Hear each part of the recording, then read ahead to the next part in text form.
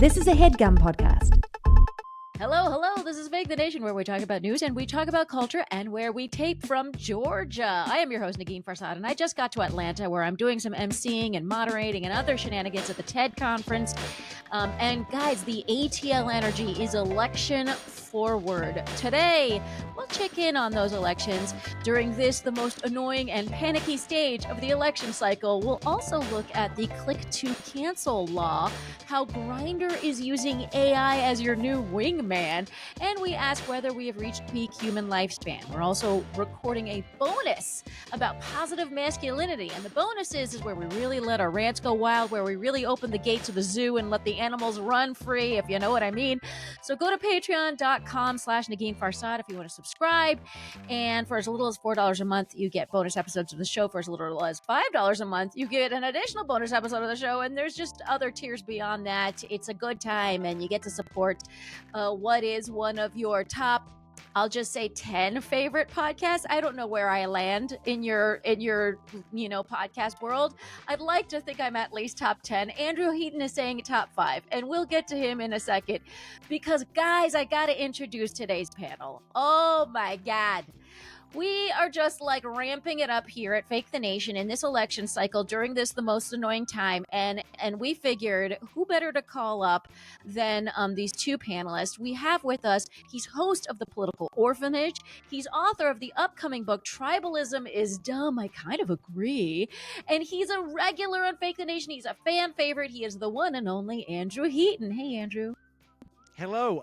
This is how thrilled I am to be here. I am so thrilled that I'm traveling cross country, but I got a Starlink, and I'm in a goat farm in Tennessee talking to you right now because we live in the future. Oh my God, folks, this may be the first goat farm Starlink enabled podcast episode of Fake the Nation. 432 strong, and I can't believe this is the first one, but there it is. We also have with us, another audience, fan favorite. She's the creator of NYT Vows on Instagram and all the other social medias. A hilarious satirical take on the New York Times Vow section that everybody loves. She's also now the host of Betches Brides, which is the new podcast from Betches Media. She's an author. She's hilarious. She's got stand-up albums. She's incredible. She's my friend. She is Selena Coppock. Hey, Selena. Hi, Negin. It's so great to be here. I'm excited to talk today. And I'm doing a bold lip, and you're doing a bold lip. Yeah. Yeah, the Fake the Nation bold lip. I don't know why Andrew Heaton is not doing a bold lip, but that's a question for another time. I really dropped the ball here. If we take a break, I'll go get some makeup at one of the surrounding goat farmhouses. I'll see if they've got one of those bold lipstick I can borrow. Ask one of those goats what they have. It's a podcasting emergency. I need some lipstick right now. I'm not putting lipstick on a pig. I'm taking it from a goat. Right. Speaking of the visuals, if you are watching us on YouTube, like I said, I'm taping in Atlanta in a very sterile hotel room, and if you're like, oh my God, one side of her face is it lit so well, and the other side is just a darkness, that's correct. So if you're watching us on YouTube, which like a growing number of a few people are watching us on YouTube, which I always find shocking. But I've also heard from listeners that they like being able to comment on the actual video, which I get that because it's like you're commenting on that one episode, and you can ask questions there and all that stuff. So that kind of makes sense. So anyways, we are on YouTube. And if anything else, you should just subscribe to me on YouTube because it helps my dumb numbers. Let's get into it, folks, with topic number 1. Kamala Harris has been talking to everybody, and last week that included Fox News in an interview with Bret Baier. Now, my first question is basically, how did she do? I mean, let's just start with that. Selena, how did she do? I thought she did so great. I give her so much credit for going into the belly of the beast and doing this interview, especially with someone who was so eager to interrupt her. It seemed like he almost didn't want to hear her answers, but she, I thought, presented so beautifully, kept her cool. And, it was just such a good reminder of like, oh yeah, she used to interview, like she was an attorney, like this is just right in her wheelhouse. She is used to kind of adversarial dynamics. She's used to having to stay calm while fighting back. I thought she did such a great job in the face of a really frustrating circumstance. I mean, that they trotted out like an ad for Trump, an attack ad, and we're like, what do you think? Like that's not my ideal interview situation. Well, and I should mention that Brett Baer started interrupting her 20 seconds into her first answer. And he's one of the nice ones. That surprised me. You know what? I'm interrupting you. I'm so sorry. But but he's normally one of the nice ones. And one of the more journalistic ones, right, Andrew? Yeah. He's one of the ones where when you're writing articles about Fox, you go, no, I'm not talking about Brett Baer when I say this. He's one of those parentheticals. I thought he jumped all over her, and I kind of get that in general, and that if you bring a candidate on, candidates want to just steamroll you. But man, he jumped in way earlier than he needed to in terms of doing that. As Selena points out, 20 seconds in, he was really overly aggressive, I thought. It was crazy. I mean, it was only a 26-minute interview. They spent nearly half of that time on just immigration, which felt like I get that that's an important issue, but it's a Republican talking point. So it felt like very driven by Trump's talking points. If you're going to spend half of an interview that you have with a future candidate, with a candidate of the United States presidency, like to spend that much time, it felt a little like much. I guess I just wonder, Heaton, what do you think about Kamala doing interviews in hostile territory? I mean, obviously Trump's not going to do interviews in hostile territories. He kind of stopped doing sort of anything like that in the last year. But I wonder, I mean, what does it do? Does it do anything? I think it's great whenever anybody does this. I've never been a big Bernie Sanders guy, but I was very impressed when he went on Fox and at a town hall 5 years ago now. I think that says a lot about trying to reach out to part of the country that doesn't necessarily agree with you.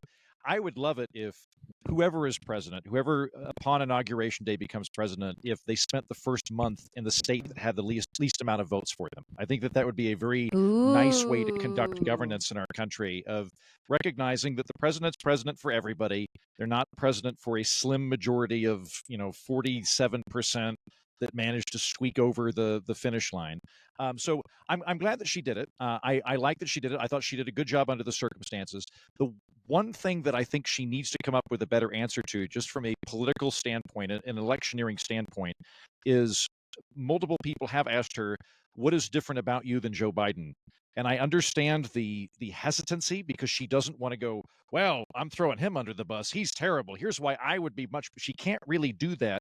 But at the same time, it's difficult to run on a change platform. And so there's a sort of quantum state that she oftentimes occupies. So I thought she was good to go to Fox, but I would like to see a better answer than just I'm not Trump or I'm not Biden. You don't like that I'm a new generation of leadership? Because I do like that's a nice way of saying those guys are old fucks and I am not an old fuck. You know what I mean? Like it's just her. Yeah, Go ahead, and as you said, Andrew, it's such a tricky dance to try to be the VP can't undermine the president and can't be like, yeah, I disagreed with, like she has this sort of tricky dance of trying to show that she's different and new, yet it's it's the same ticket as before. But I agree. I mean, who's somebody who's brilliant on Fox, I think, who goes on very, wonderfully, is Buttigieg as well. Similarly, and it's great to sort of, meet people where they are, break down issues. And yeah, I give anyone credit who's willing to do it, because I sure as hell would not. Thank you. What I would love for her or any vice president to say is go, look, I can't do jack shit. Because everybody acts as if the vice president is like the co-commander. I would love to hear someone say the that. reality is the vice president wakes up every day, picks up an orange phone. It's not the red phone, it's the orange phone. And goes, is he dead? And they go, nope. And they go, all right, see you tomorrow. Click. But no one can say that. No one can say, look, I'm just here in case the president dies. it's the most hamstrung job, because not only are you not in charge of that much of like anything, you also are involved enough that you can't say anything about anything, because you'd be violating ongoing deliberations, discussions, violating foreign security measures. I mean, I think when it comes to foreign entanglements, like, she can say very little that isn't the line, Biden's line, because otherwise she would be violating diplomatic processes that are currently in play, and you can't do that. So it's like it's very difficult, I think, to be where she is when it comes to that one question, Heaton. I mean, I will say one of the things that they brought up, which feels like the viral clip that went around, was when Brett Baer said, "Oh, like, Trump didn't say that thing about enemy within. Here's like a clip that explains it," but he kind of truncated the clip. The clip didn't really explain it, and she ended up saying, "Brett, I'm sorry. With all due respect, that clip was not what he has been saying about the enemy within, that he has repeated. That's not what you just showed. Here's the bottom line. He's repeated it many times, and you and I both know that he has talked about turning the American military on the American people." And she goes on. And that clip, I feel like, is the thing that I kept seeing after this interview. So in terms of, like, again, I don't know what a Fox News voter thinks, but I do think a Nikki Haley voter, the Venn diagram between Nikki Haley voters and Fox News watchers, now that little sliver, they might be interested in a clip like that, huh? I don't know. Or Dick Cheney diehards, because Dick Cheney and Liz Cheney have both endorsed Kamala Harris. And so there is a mental permission structure which now exists for people that can say, well, I'm a Republican, but that seems to be available there. And that is presumably exactly what she's courting, Negin, is she's looking for the people that would fit in normally with the Republican Party, but went, I think this Trump does seem like quite a departure from Mitt Romney, for example. Right. And maybe I would be better to go with something else. Well, let's talk quickly about Trump. He did a Univision town hall, and he called January 6th a day of love. Selena, you bought that, right? It was a day of love. All I could think about when he was saying that were those, really brave men who tried, who they showed up for work that day. They tried to defend the Capitol. That the one of them, his last name is I forget what it is, but like the really hot one who has a tattoo on his neck. Like there were some really brave. I know he testified in front of Congress, and I was like, look at that net tat. This is phenomenal. This is a take I've not heard yet. I am here for this. Please continue. I think his name's Fanone. He's a real hottie. But he was there that day and got horribly attacked, and I just think how shameful for this brave handful of guys who, were being squeezed in the doors of, like, just to call it a day of love. I mean, it truly is such a level of heartlessness and manipulation for Trump to just keep banging these drum of lies, lies, lies. It's so shameful. It's unconscionable to me, but yeah, but that town hall was fantastic otherwise. The questions that were volleyed by just regular old people were brilliant. Yeah. And right. And they were like real. So it's like he does have he does have people that might vote for him, but that have like real honest questions. Here's something that happened at a Catholic event that where he was supposed to be like, quote unquote, funny. He said, basically he said a lot of crude and predictably horrible things. And I don't love how he like constantly calls Kamala like dumb, she's shit and all that stuff. Obviously, like, we say terrible things about Which is weird because he's really nice with everybody else. He's usually like, he goes out of his way to go, now I disagree with Nancy Pelosi, but she's a dear friend of mine, and she's a smart lady that deserves our respect. He calls her Charming Pelosi. Isn't that the nickname, Charming Pelosi? Exactly. Yeah. But here's so he also said this. Now, this is what he said in this Catholic event. He said, tradition holds that I'm supposed to tell a few self-deprecating jokes this evening, so here it goes. Nope, I've got nothing. There's nothing to say. And okay, that's the end of it. But as a comedian, this makes me so angry. You're supposed to be able this is the most disqualifying thing I've seen him do, looking for wanting to be in the office of the presidency, is not being able to tell a fucking self-deprecating joke. Get the fuck off and get out of here. I can't. I don't know. What do you guys think? Oh, I've got go ahead. two thoughts. I've got I hate to say this. I don't like saying this. I do think in general he's got good comedic timing. I don't think he's using it for positive purposes, but I do think he can be funny and bad. I'm not saying otherwise, but I think that particular joke is emblematic of a deeper psychological problem available with him, which is that he truly cannot conceive of ever doing anything wrong.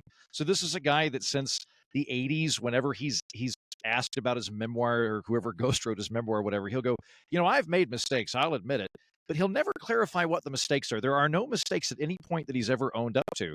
And to go back to what we were talking about with the super hot January 6th defenders with Selena a minute ago, like using the I've spoken to lots of conservatives and Republicans about this the last 4 years, and a lot of them go, well, he really does believe that the election was stolen. And I go, yeah, I think that's probably true, but that does mean that he has such a warped sense of reality that he is unable to process information that does not put him as winning. And that is a problem if he cannot conceive of anything that doesn't fit his worldview. That's not somebody I want to give the nuclear codes to.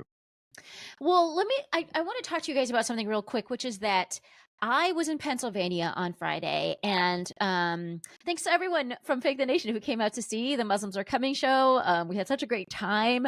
Reading was like a really warm and welcoming and lovely place. And here's the interesting thing that happened that I wanted to share with you guys, which is that I met not one, not two, not three, but like 5 to 7 undecided voters. And then living in New York City. There are 8 left in the whole country, and you met 7 of them. 7 of them. And truly, this was the most baffling thing. Now, I have some theories, but now, Andrew, you are famously unaffiliated. Thank you. You host a podcast called unaffiliated. Yeah. Mm-hmm. You host a podcast called The Political Orphanage. You're writing a book called Tribalism Was Dumb. I mean, this is your brand. I mean, if you feel comfortable saying who you're going to vote for, who are you voting for? Well, I'm registered in Texas, which I'm fairly confident is going to go for Donald Trump. And so I have the liberty of being able to vote my conscience and not worry about it. So I'm probably going to vote for Chase Oliver, the Libertarian candidate, this time around. However, if I were in a swing state, I would vote for Kamala Harris. I'm not wild about Kamala Harris, but I do think that her economic policy and threat to democracy are far less dumb than Donald Trump. So for me, I would go that direction. I can talk a little bit to what's going through the undecided people's minds if you want. I've never really waffled on Trump too much. I've always been pretty anti-Trump. Yeah. When I talk to people, and I know a lot of people in Texas and elsewhere that are very pro-Trump, there's a significant amount of the population that does feel like they have been overlooked and they have an economic plight that is not being tended to by elites. And they see Trump as being very much kind of a wrecking ball that brings their anger and their issues to elites in Washington and New York and Hollywood. I know some people that think that Trump would be good for foreign policy and that they think that deep down he would be a kind of isolationist peacenik plus swagger. I've met some people that think that. I think a lot of it just boils down to the following metric, though.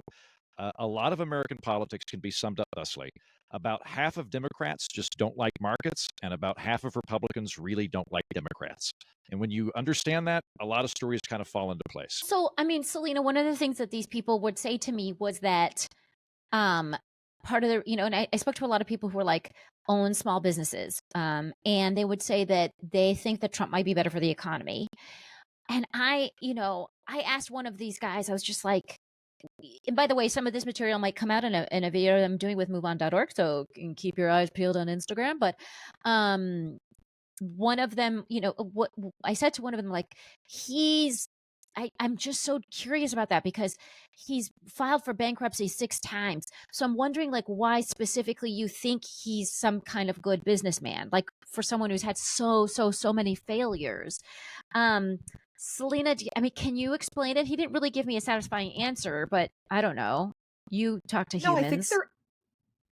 I think a lot of that is just sort of his own self-mythology and branding. And actually, Yeah. an article just came out recently, by one of the like heads of marketing at NBC when the Apprentice was airing, and he said, he was like, we manufactured a character. Like Trump actually had no money, and Trump was wildly unsuccessful, but we, the marketing department, kind of made this illusion that he was quite successful.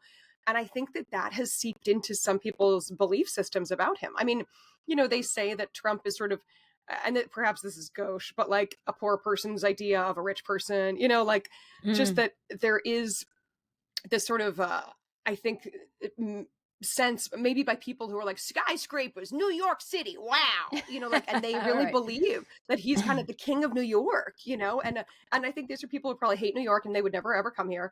But I think they somehow I think they think that everyone's sort of lying and you're keeping a good man down in some way, and it's all this sort of fake mythology. I think you're exactly right, Selena. I think it's largely branding. And the two, if you want to think about how the economy is going to do, the two groups that I really want to hear from are either economists who study this for a living, or B, giant banks that really want money very badly. And both of them are on Team Kamala. Like, and I say this, like, I think the banks just want money. I don't think they're ideologues. I think they're greedy and they want the money. And banks That's why they work. Banks want stability. And they want stability. Mhm. And this is where the economists come in, where Trump wants 10% across the board tariffs. He wants like to go. He's a mercantilist. He's an economic philosophy that we largely got rid of in the 1780s. Of if we're importing goods from other countries, we're somehow hurting ourselves, and it's stuff that really will not grow the economy. I mean, if it's difficult to figure out what he's actually trying to do, because he'll say 10% across the board tariffs, but then sometimes he'll say 200%. So let's just say 10%. It would still be the most massive tariffs that we've had since we crippled the economy right before World War II. So there's lots of things that he would do that would be very bad for the economy overall, from pretty much any metric you look at. All right, folks. Let me know. Are you? I don't think anyone who listens to the podcast is undecided. But one takeaway I got, that just hopefully something hopeful for the rest of us, is that there's room, because when I spoke to the undecideds in Pennsylvania, my feeling was that I said a couple of things that maybe made them think. And for the small business owners, it was mostly about her actual attention to small businesses. For a lot of those small businesses were parents. So talking about, and the caregiving economy and all that stuff. So those are things. There's still movement there for the undecided. Apparently, they're all in Pennsylvania, and it's wild. All right, let's move on. Let's take a quick break, and when we come back, we'll continue. And we are back, and we're ready for topic number 2. There's just a couple of pieces of government news that I'd like to share. So question, I guess my first real question is, like, have you ever struggled to cancel a subscription? And listeners who listen to the podcast know that I've done Rocket Money ads, and I definitely have. I once accidentally subscribed to a shampoo, which is already like terribly embarrassing to admit, because subscribing to a shampoo feels fucking ridiculous, but I did it. Wait, And anyways, like but I a did it magazine, accidentally. like they. No, like Okay. literal shampoo. It would arrive. I would like to know the bottles of backstory of the shampoo.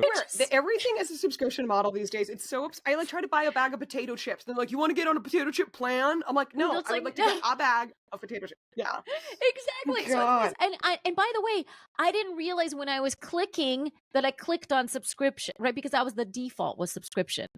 So I just wanted one bottle of shampoo, and fuck that shampoo forever. Anyways, I tried to unsubscribe. They made it really difficult. I called once. They were like, no, you have to something. I don't remember. Then I had to call again. And then by the third time, I was literally crying on the phone to this customer service representative. Plus, So- how I dare know. you make my friend Yeah. Negin cry? I guess the shampoo wasn't No More Tears, huh? Yo, there's a No More Tears joke in there. Remember that shampoo? Okay. I was just like, let me go. Anyway, the piece of news that I think is fantastic is that the Federal Trade Commission has made a click to cancel rule that will make the process of canceling a subscription as straightforward as starting one. What do you guys think? I love this. This affects me directly. Also, I feel like this is yet another Biden win that will get no press, that will get he'll get zero credit for. Of no course, one cares. But I know.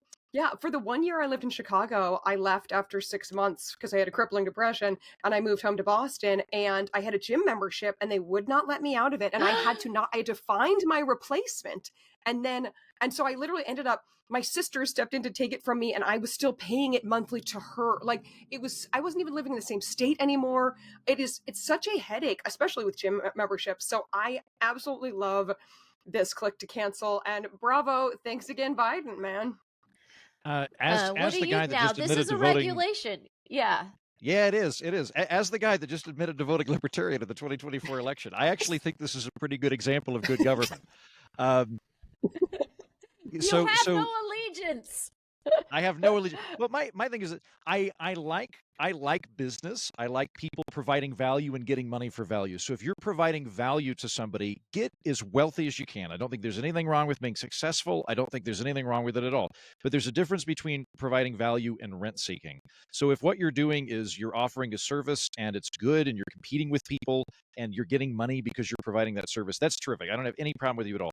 If what you're doing is tricking people into giving you money and then leeching it off of them or making it so difficult to get the money away that they just keep giving it to you, that's a different thing. And I don't have a problem with the government coming in and making that market more efficient by giving people an egress.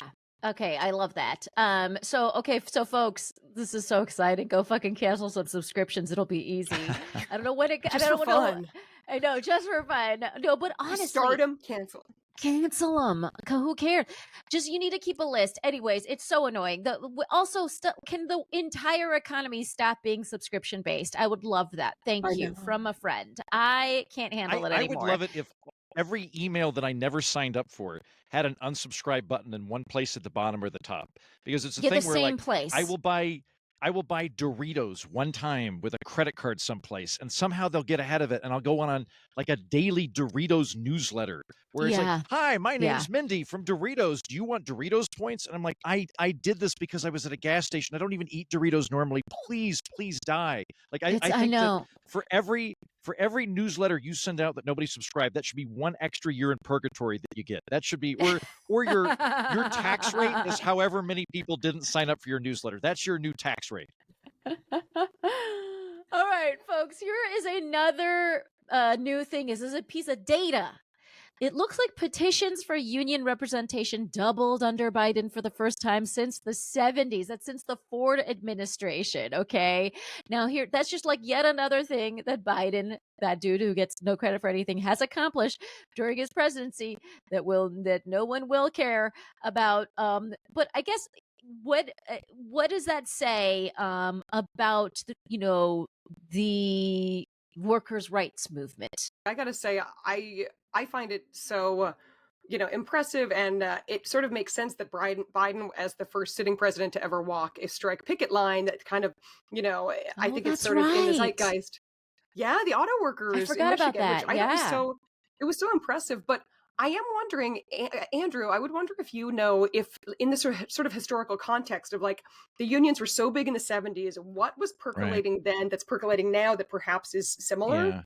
Yeah. So I'm not a union expert, but I think this is probably more economic than it is legislative. So the two big acts that affect unions, from what I can tell, are the Wagner Act in 1935. Prior to 1935, horrible situation in the United States where if you so much as said, maybe we should form a union, they could fire your entire department. If you went on strike, you could be locked up. It was illegal to go on strike in various states. So there were no economic rights. So the Wagner Act come in and goes, look, you're allowed to legally form a union. You can't be fired for forming a union. You can't lock anybody up for going on strike. So that's the big one. And then in, I want to say like 47, there's the Taft-Hartley Act where they go, okay, states can now do right to work laws where they can individually opt out of this legislation. And what they can do is they can forbid closed shop rules, where previously My business might have an agreement with the Teamsters that I only ever hire Teamsters. And if I'm in a right to work state, they go, nope, you can't do that. You're not allowed to have an agreement where you only work with unions. You can't do that. But even then, though, that was in 47, and unions are still pretty big in the 60s and 70s. So that doesn't appear to be the silver bullet that ends unions. I think it's probably more economic than anything else, where when we've got a economy where a lot of people are in a service sector that could be potentially replaced reasonably soon, that's very difficult to unionize. Unions are a lot better when you've got skilled workers that are difficult to replace. And so I suspect it's probably a decline in manufacturing being offset by service workers is my guess, but I'm very open to that being a wrong analysis of what's happening. And I also think, like, what is it? The National Labor Relations Board ends up being more friendly or less friendly, right? To union, to increases in unions. Because, by the way, during the Trump administration, union petitioning declined by 22%. So it was an essentially unfriendly administration to union formation. So again, like, whether I think the other thing that's just happening is just, there's a culture of, like, workers should have rights. They should be able to like express their desires and get better pay, and and so I just feel like it's also just culturally it's in the zeitgeist. I don't know, since COVID. I agree. Yeah. Oh, I agree. I mean, it seems like pink eye a little bit, like it spreads real quick. And because if you see, like, oh wait, the Starbucks 2 towns over, they could unionize, maybe our Starbucks should, like, I think, for people to have exposure to it, then it's like, hey, let's do this idea too. And also, like, being deeply suspect of corporations, in general. Like, I feel like that's been something. In just the cursory amount of reading I did for this, I think unions went like 56%. People that are in a union went 56% Biden in 2020, but they went like 44% for Trump in 2020, which surprised me. I was surprised that it was that close. Why do you think that it is? I would have guessed like 80-20. Without having read up on and this. Historically, it was like 80-20 or something. I mean, those are the made up numbers, but like it was reliably a Democratic vote. And I think, again, it's going back to the undecided voters I met, those people that think he's so good at business. There's something in unions that think for some reason, like, I don't know what could possibly about him speak to blue collar workers, but, like, again, it's like some sort of branding that speaks to blue collar workers. He's a protectionist, and I'm very much I'm an unabashed free trade guy. Yay, free trade! Free trade's been great. That's historically something that manufacturing industries don't tend to like as much, and so that could be it. It could just be that he wants to do tariffs, and they like that. I think it's a bad move for everybody, but that might be the appeal. Well, and then the other thing I want to say that our union friends may not realize, but when unions make demands and win those demands end up spilling over to non-union workers. So when union wages are high, everyone's wages become high. Right. So, like, that's the thing. We should want unions to thrive because there's a spillover effect on other on the workforce in general. So, guys, yay, unions. All right, let's move on to topic number 3. Okay, Grindr is when you're a person who grits their teeth together at night, but also it's it's a popular gay dating app. And apparently it's testing an AI bot that is designed to be your wingman in the dating process.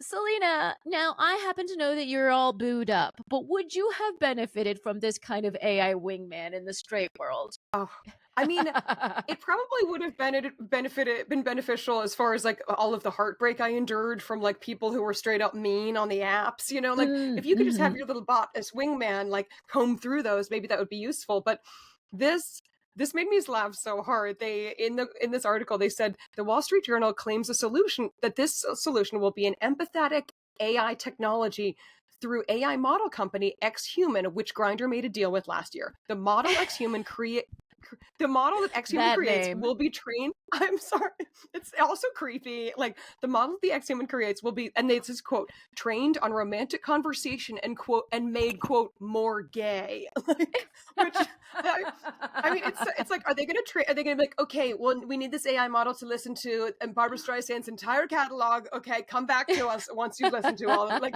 the idea that it would be made more gay is so absurd. Like it's just so insane to me. The whole thing seems so nuts. So, and also, I mean, it's sort of, you might have a bot sort of talking. You have your bot talking to someone else's bot, and at what point?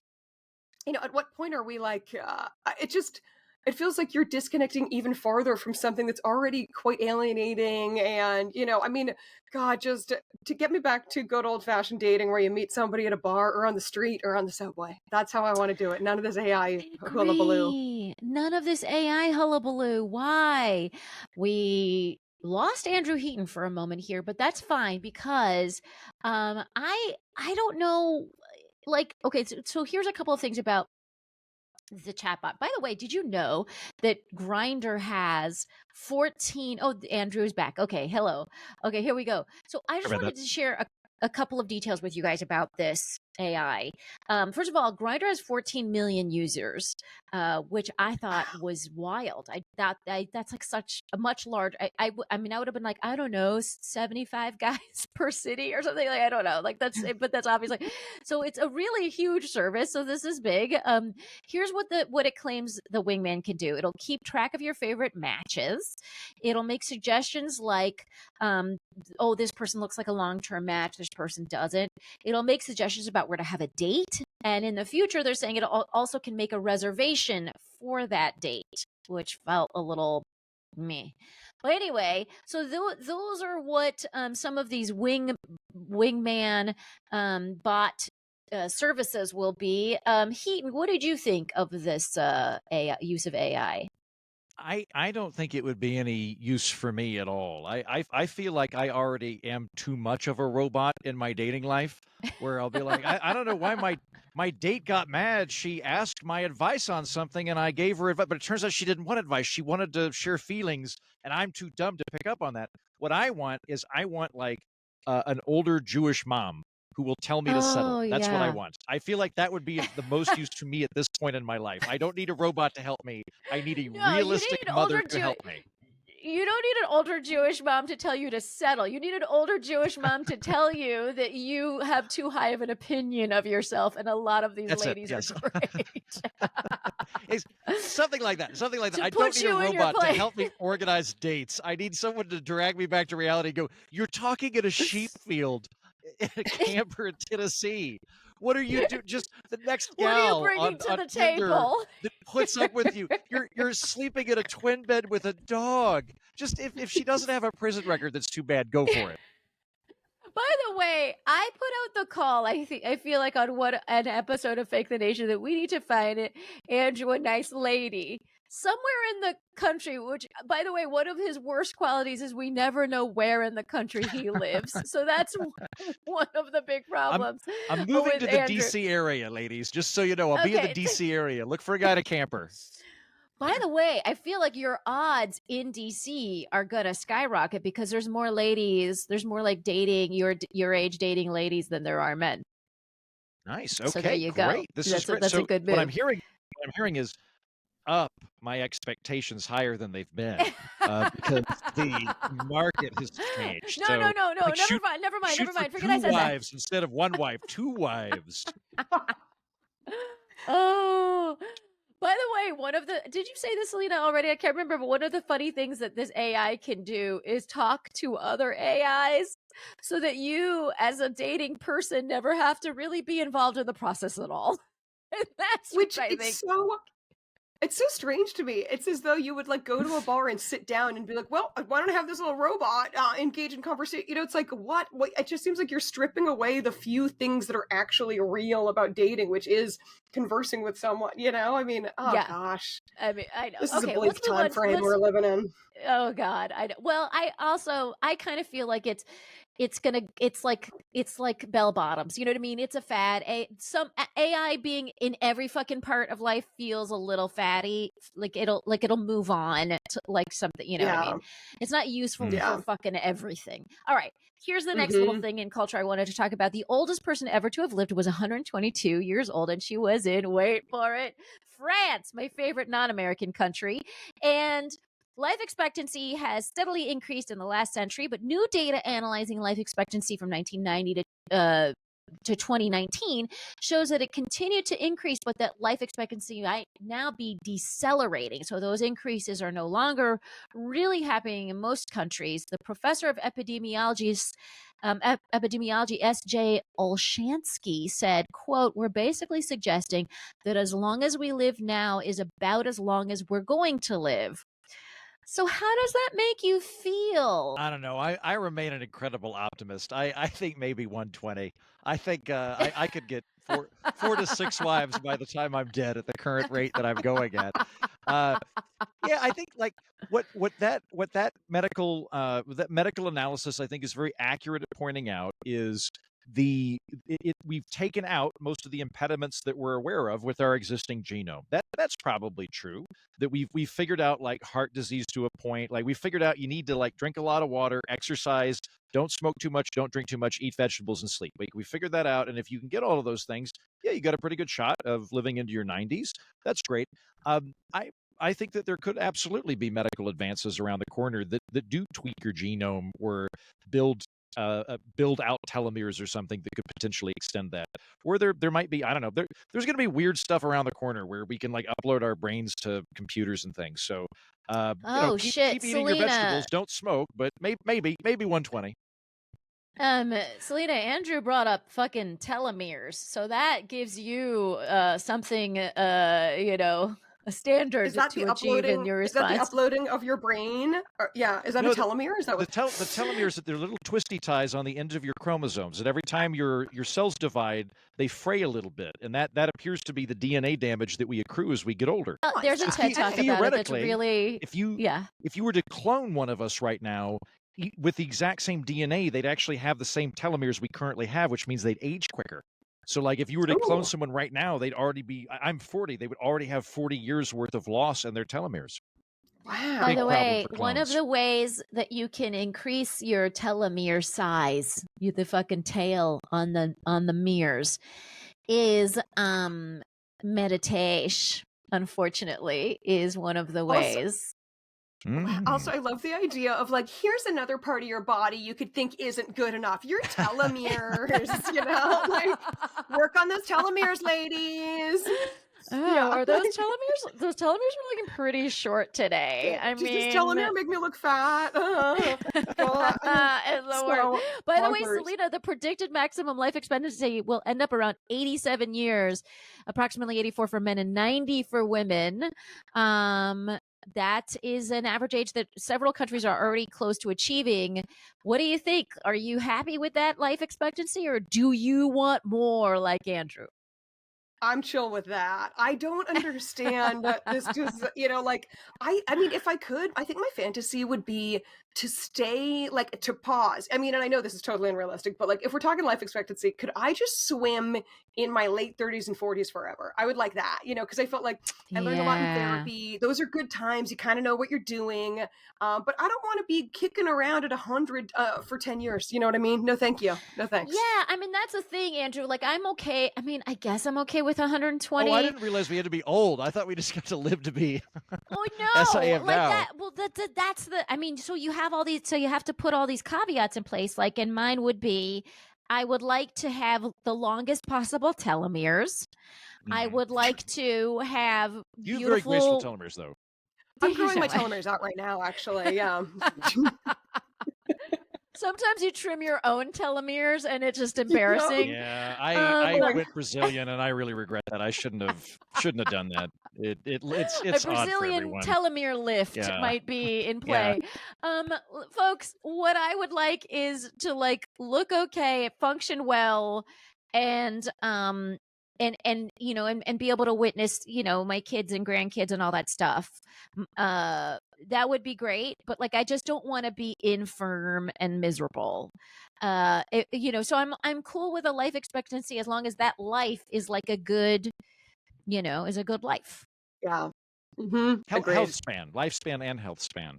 I agree with all of that, but right. I do think as I get older, I'm going to turn, like, I think the timeline for me is I'm going to slowly turn into Doc Brown, and then I'm going to turn into Don Quixote. And I think I'll make a really good, like, wiry old guy that's shaped like a question mark that, like, smokes cigars. I think I'll be really good at it. Your self-awareness is truly remarkable. It's great. Yeah. Again, ladies, he's single. And the caption under the profile pic is "will look good as a question mark." So / at a goat farm. Those are the things. That's all you need to know. Okay. All right, folks. My friends, that is the end of the show. What a fabulous time I've had with the two of you in this, the most annoying part of the election cycle. Do I feel less panicky? Just a little. Just by hearing your wonderful voices. And what I would like is for the people of Fake the Nation to be able to follow you and all of the wonderful things that you do. Andrew Heaton, where do they do that? I host a program called the Political Orphanage. It's designed for people that don't feel particularly at home on red team or blue team, although I bring on people from both on a regular basis. So if you like having a friendly, challenging media diet, it would be up your alley. But the specific thing that I will direct your viewers and listeners to is my new book, Tribalism is Dumb. I've spent about 7 years reading a lot of sociological literature trying to figure out why is it that we other the other party? Why is it that we have this weird, increasingly reflexive and toxic impulse to just sort of hate whatever the other team is doing? Where is that coming from? And why did it get bad? That's something that I think I can answer. So for people that are flummoxed right now by why whichever team you don't like appears to be evil and crazy, I can at least make that a little bit more understandable to you. And the name of that book is Tribalism is Dumb. I can't wait for this book to come out. I'm so excited. Selena, where do they find you? On Instagram, I am Selena Coppock, SELENA COPPOCK. Also, NYTVOWS on Instagram, where I mock wedding culture in the New York Times wedding section. And I'm finally bringing back my old candle podcast called 2 Wick Minimum, where I literally just talk to people about candles. It's a precious little podcast. I started it years ago when I just needed something light in my life. And I slack on it sometimes, but I'm going to get back in the saddle because it's the fall and it's candle season. I mean, that's it. It may be election season, but more important, it's candle season, yo. No, that's right. That's right. And that's where we should be focusing our attentions on. It's candle season. Absolutely correct. Yeah, folks, truly. You know where to find me and all of the things that I do. I'm going to be at TED this week, so if you happen to be here, hit me up. I want to see you. I want to meet you.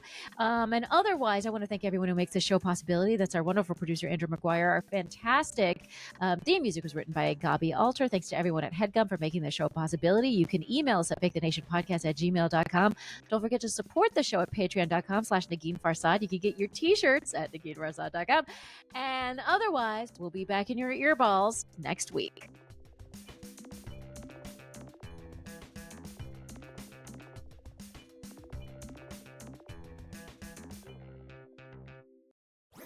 That was a HeadGum podcast.